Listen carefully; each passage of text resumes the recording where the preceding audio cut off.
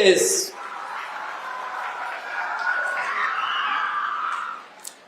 भारत माता की, भारत माता की। हिंदवी स्वराज्याचे सरसंस्थापक छत्रपती शिवरायांना मानाचा मुजरा करतो। भारतीय राज्यघटनेचे शिल्पकार भारतरत्न डॉक्टर बाबासाहेब आंबेडकर यांना मानवंदना अर्पित करतो। आज जिच्या सत्काराकरता आपण सगळे लोक या ठिकाणी एकत्रित आलो आहोत, जागतिक स्तरावर जिने भारताची मान बुद्धिबळाच्या माध्यमातून उंच केली, अशी आपल्या भारताची, आपल्या महाराष्ट्राची आणि आपल्या नागपूरची लाडकी ग्रँडमास्टर कुमारी दिव्या देशमुख। आजच्या या सत्कार समारोहामध्ये मंचावर उपस्थित असलेले माझे मंत्रिमंडळातील सहकारी माणिकरावजी कोकाटे, आशिषजी जयस्वाल, चेस असोसिएशनचे आपले परिणयजी फुके, मंचावर उपस्थित कृष्णाजी खोपडे, प्रवीणजी दटके, संदीपजी जोशी, अभिजितजी वंजारी, अनिलजी डिगीकर, श्रीमती शीतल तेली उगले, श्री अभिजित कुंटे, त्याचप्रमाणे श्री रवींद्र सिंघल, श्री विपिन इटनकर, डॉक्टर अभिजित चौधरी, श्री विनायक महामुनी, गिरीशजी व्यास, विकासजी कुंभारे, मंचावरील सर्व मान्यवर आणि या ठिकाणी उपस्थित सर्व आमचे विद्यार्थी, विशेष उपस्थित दिव्याचे आई आणि वडील। खरं म्हणजे त्यांना वर बोलवू असं आम्ही म्हटलं, पण दिव्याने सांगितलं की त्यांना हा सोहळा खाली बसूनच बघायचा आहे।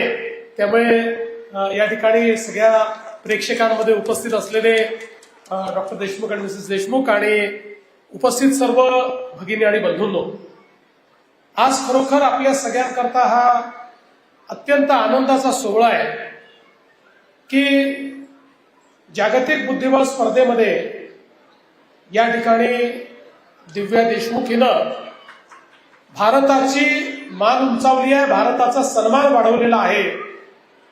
आणि खरं म्हणजे दिव्या, तुझ्या विजयाचा 3 प्रकारे मला आनंद झाला। पहिला आनंद हा झाला की भारताची कन्या, आणि आपल्याला माहिती आहे की महिला बुद्धिबळपटूंमध्ये चीनचं वर्चस्व होतं, पण ते चीनचं वर्चस्व मोडत दोन्ही भारतीय कन्या या फायनलमध्ये त्या ठिकाणी पोहोचल्या, दिव्या देशमुख आणि कोनेरू हम्पी। आणि त्या दोघींच्या या खेळामध्ये दिव्याने हा विजय मिळवला, म्हणून एक भारतीय म्हणून मला तुझा खूप मोठा अभिमान आहे। दुसरा मला या गोष्टीचा अभिमान आहे की माझ्या महाराष्ट्राची कन्या, छत्रपती शिवरायांचा महाराष्ट्र, या महाराष्ट्राची कन्या जागतिक स्तरावर भारताचं नाव उंच करते, म्हणून महाराष्ट्राचा मुख्यमंत्री म्हणून मला तुझा अभिमान आहे। आणि अर्थातच एक नागपूरकर म्हणून मला या गोष्टीचा अभिमान आहे की माझ्या नागपूरची दिव्या देशमुख हिने संपूर्ण जगामध्ये हा खिताब मिळवला, आणि तोही वयाच्या केवळ 19व्या वर्षी। भारताची अशा प्रकारची पहिली विजेती महिलांमधली ही ती झालेली आहे। मला असं वाटतं की खरोखर इतक्या कमी वयामध्ये इतक्या उंचीवर जाणं, याच्या पाठीमागे निश्चितपणे तिची मेहनत, तिच्या आईवडिलांचा पाठिंबा, तिच्या प्रशिक्षकांची मेहनत आणि अर्थातच सगळ्यांचा आशीर्वाद हा महत्वाचा ठरलेला आहे। आणि म्हणूनच आपण हा निर्णय केला की जिने आपला सन्मान वाढवला, तिचा नागरी सन्मान हा आपण केला पाहिजे। आणि म्हणूनच महाराष्ट्र शासनाच्या वतीनं आज आपण हा सन्मान या ठिकाणी आयोजित केला, आणि या सन्मानाच्या माध्यमातून हा केवळ तिचा सन्मान म्हणून आपण कार्यक्रम घेतलेला नाही, तर महाराष्ट्रातल्या आणि देशातल्या हजारो मुलांना मुलींना प्रेरणा देण्याकरता तुम्ही देखील मनात ठरवलं तर हे करू शकता. दिव्यांनी करून दाखवलंय आणि म्हणून सर्वांना प्रेरणा मिळावी याकरता खरं म्हणजे हा सन्मान या ठिकाणी आपण आयोजित केला. आणि मला खरोखर आनंद आहे की ज्या प्रकारे नागपूरकरांनी दिव्याचं स्वागत केलं आणि संपूर्ण देशामध्ये खूप मोठ्या प्रमाणात या विजयाचं स्वागत झालं. खरं म्हणजे आमच्या मंत्रिमंडळामध्ये देखील आम्ही दिव्याच्या अभिनंदनाचा प्रस्ताव पारित केला आणि हा प्रस्ताव पारित होत असताना दिव्या तुझ्यामुळे आम्हालाही कसा सन्मान मिळतो बघ.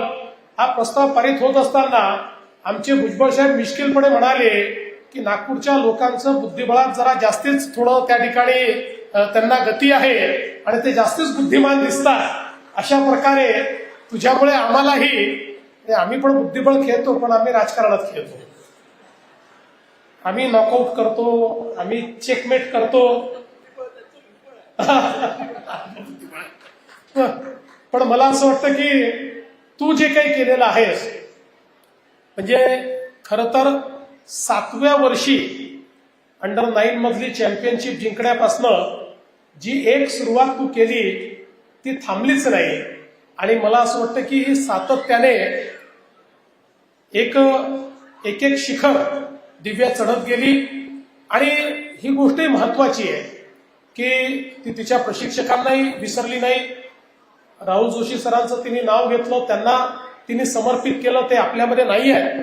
पण शेवटी एखादा खेळाडू ज्यावेळेस तयार होतो त्यावेळेस त्या खेळाडूच्या तयार होण्यामध्ये प्रशिक्षकांचाही वाटा मोठा असतो.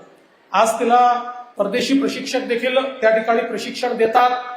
पण मला असं वाटतं की या कमी वयामध्ये इतकं फोकस ठेवणं, ज्यावेळी अनेक गोष्टी आपल्याला खुणावत असतात, ज्यावेळी अलीकडच्या काळामध्ये तर वेगवेगळ्या प्रकारचं मनोरंजनाच्या संधी, म्हणजे अनेक वेळा आपण बघतो की 19व्या वर्षी तर आजकाल मोबाईलच हातातनं सुटत नाही.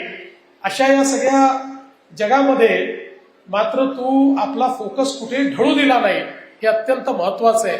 शेवटी बुद्धिबळ एक असा खेळ आहे की ज्याच्यामध्ये खूप स्पॉन्टेनिटी लागते, ज्याच्यामध्ये खूप फोकस लागतो, ज्याच्यामध्ये खूप अलर्टनेस लागतो. या सगळ्या गोष्टी एकत्रितपणे त्या ठिकाणी लागतात. आणि आपल्याला माहितीये की ज्या प्रकारचं प्रोफेशनलिझम हे बुद्धिबळात आपल्याला पाहायला मिळतं.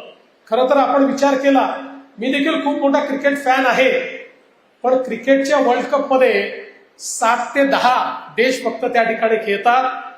पण बुद्धिबळामध्ये 100 पेक्षा जास्त देश खेळतात. आणि आता त्या देशांमधनं चॅम्पियन म्हणून आलेली दिव्या हिचं काम हे खरोखर मला असं वाटतं अतिशय मोठं आहे. कारण 100 देशातल्या या सगळ्या खेळाडूंमध्ये अशा प्रकारे प्रावीण्य मिळवणं ही खूप मोठी गोष्ट आहे. मला या गोष्टीचा आनंद आहे की महाराष्ट्र सरकारने सातत्याने क्रीडा क्षेत्राला प्राधान्य देण्याचा प्रयत्न केला आणि दिव्यांनी पण त्याचा उल्लेख केलेला आहे. आणि आता तर देशामध्ये आपले जे नॅशनल गेम्स आहेत, आपले जे खेलो इंडिया गेम्स आहेत, या प्रत्येक खेळ प्रकारामध्ये पहिल्या क्रमांकावर भारतामध्ये महाराष्ट्र असतो. सर्वात जास्त मेडल्स हे आता महाराष्ट्राला मिळतात. आणि आम्ही हा प्रयत्न करतो की आपल्या खेळाडूंना चांगले प्रशिक्षक कसे देता येतील. आज खरं म्हणजे खेळाडूंची एक खूप खेळण्याची इच्छा आहे, एस्पिरेशन्स मोठे आहेत. पण त्या एस्पिरेशन्स करता त्यांना तशा प्रकारचं प्रशिक्षण, न्यूट्रिशन अनेक खेळांमध्ये आज आपण पाहतोय की त्या ठिकाणी फिजिओथेरपी, न्यूट्रिशन, परदेशी प्रशिक्षक अशा अनेक गोष्टी दिल्याशिवाय वर्ल्ड लेवलवर आपले खेळाडू कॉम्पीट करू शकणार नाही. आणि म्हणून आम्ही निर्णय मागच्या वर्षी घेतला की आपल्या खेळाडूंना ऑलिम्पिक पर्यंत पोहोचवायचं असेल, वेगवेगळ्या खेळात जर त्यांना प्रावीण्य द्यायचं असेल तर त्यांच्याकरता आपल्याला आता न्यूट्रिशनिस्ट असतील, त्याच्याकरता फिजिओथेरपिस्ट असतील किंवा आवश्यक असेल तर परदेशी प्रशिक्षक असतील, हेही अवेलेबल करून दिले पाहिजेत. पूर्वी आम्ही ज्या खेळाडू आपले बाहेर जायचे त्या खेळाडूंसोबत त्यांच्या मॅनेजरला देखील जाण्याची परवानगी नव्हती किंवा त्यांच्यासोबत कोणी प्रशिक्षक जाण्याची परवानगी देखील नव्हती किंवा त्याचा खर्च देखील आपण द्यायचो नाही. तेही सगळे नियम आपण बदलले, कारण आता खेळ हा प्रोफेशनल झालेला आहे. या खेळामध्ये खेळाडू तर महत्वाचा आहेच, पण त्या खेळाडूची ही सगळी जी व्यवस्था आहे, कारण इतरांजवळ ही सगळी व्यवस्था असते आणि आपल्या खेळाडूजवळ जर ही व्यवस्था नसेल तर आपला खेळाडू त्या ठिकाणी कशा प्रकारे कम्पीट करेल. आणि म्हणून या सगळ्या व्यवस्था आपण आता हळूहळू सुरू केलेल्या आहेत आणि त्याचसोबत मोठ्या प्रमाणात आपल्या खेळाडूंना कॅश प्राइजेस द्यायचे हाही आपण नियम केला.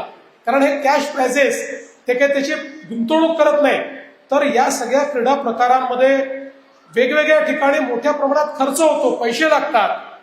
अनेक वेळा घरचे लोक हे त्या ठिकाणी पैसा लावल्यानंतरही त्यांचेही लिमिटेशन्स असतात आणि मग अशा परिस्थितीमध्ये एखादा होतकरू खेळाडू केवळ पैसे नाहीत म्हणून त्या ठिकाणी खेळू शकत नाही आणि म्हणून त्यांना काय जी मदत करता येईल ती मदत आपण करतो. आज देखील आपण मागच्या काळामध्ये दिव्याला 1 कोटी रुपयाचा पुरस्कार मिळाला. आज 3 कोटी रुपयाचा चेक आपण दिलेला आहे. अनेकांच्या मनामध्ये आलं असेल की हा तर तुम्ही नकली चेक दिला, हा तर काही बँकेत जाऊन देता येत नाही, तुम्ही खरा चेक देणार आहेत की नाही. म्हणून आधीच सांगून देतो, विशेषतः प्रेस करता सांगतो की आज हा चेक द्यायचा होता आणि तुम्ही प्रश्न विचारणार म्हणून आम्ही कालच तिच्या खात्यामध्ये आरटीजीएसने 3 कोटी रुपये जमा करून दिलेले आहेत. त्यामुळे उधारीचं काम नाहीये. पण मला असं वाटतं की 3 कोटी रुपये महत्वाची गोष्ट नाहीये, तर ती अजून पुढे गेली पाहिजे. याकरता जे जे करण्याची आवश्यकता आहे ते करण्याकरता महाराष्ट्र सरकार हे तिच्या पाठीशी आणि तिच्यासारख्या खेळाडूंच्या पाठीशी सातत्याने उभं राहील हा विश्वास या निमित्ताने मी देतो. आणि विशेषतः चेस असोसिएशनने एक या ठिकाणी भूमिका मांडलेली आहे की आता जी एक जागतिक स्पर्धा आहे ती महाराष्ट्रामध्ये घेतली पाहिजे. तर स्पर्धा घेणं नाही घेणं हे तर तुमच्या हाती आहे, तुम्ही त्याच्यामध्ये प्रयत्न करणार आहात.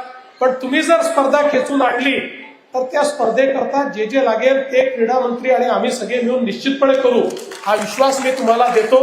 आणि नागपूरच्या तमाम नागपूरकरांच्या वतीनं आणि महाराष्ट्रातल्या 13 कोटी जनतेच्या वतीनं दिव्या तुझं खूप मनापासून अभिनंदन करतो. ईश्वराला मी प्रार्थना करतो की ईश्वराने अशाच प्रकारे तुला यश देत राहावं आणि आपल्या देशाचं नाव, आपल्या महाराष्ट्राचं नाव आणि आपल्या नागपूरचं नाव असंच तुझ्या हाताने सातत्याने मोठं होत राहावं अशा प्रकारची ईश्वराला प्रार्थना करतो. आलेल्या सगळ्या विद्यार्थ्यांना दिव्याकडनं प्रेरणा घेऊन काही ना काही आपल्या जीवनामध्ये उत्तम करता येईल अशा प्रकारचा प्रयत्न आपण सर्वांनी करावा अशी विनंती करतो. पुन्हा एकदा क्रीडा विभागाने आणि आपल्या चेस असोसिएशनने हा चांगला कार्यक्रम या ठिकाणी घडवून आणला, त्याबद्दल त्यांचं मनापासून अभिनंदन करून माझे 2 शब्द संपवतो. धन्यवाद. जय हिंद, जय महाराष्ट्र. खूप खूप धन्यवाद सर.